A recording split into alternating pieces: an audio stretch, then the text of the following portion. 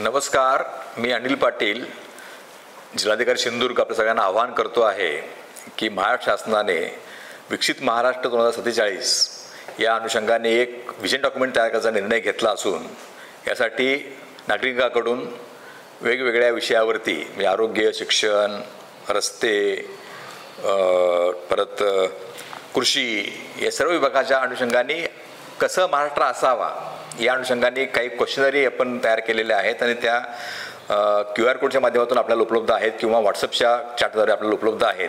त्या भरून जर आपण त्या लोकांनी जर दिल्या तर त्या अनुषंगाने तुम्ही दिलेल्या सूचनांचा, तुमच्या अपेक्षांचा, तुमच्या आकांक्षांचा विचार करून एक व्हिजन डॉक्युमेंट तयार केलं जाईल आणि त्याच्यासाठी आपल्या सर्वांनी यात सहभाग घेणं आवश्यक आहे. तो सगळ्यांनी सहभाग घ्यावा. 17 जुलैपर्यंत हा कार्यक्रम चालू राहील.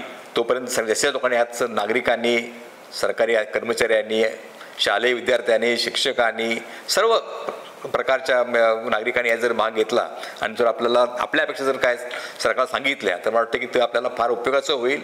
त्या तुमच्या अपेक्षाच्या अनुषंगाने एक पुढे आपण कसं डेव्हलप करायचं आहे आपला महाराष्ट्र याचं एक व्हिजन डॉक्युमेंट तयार केलं जाईल आणि त्यात आपला सहभाग नक्की महत्त्वाचा आहे.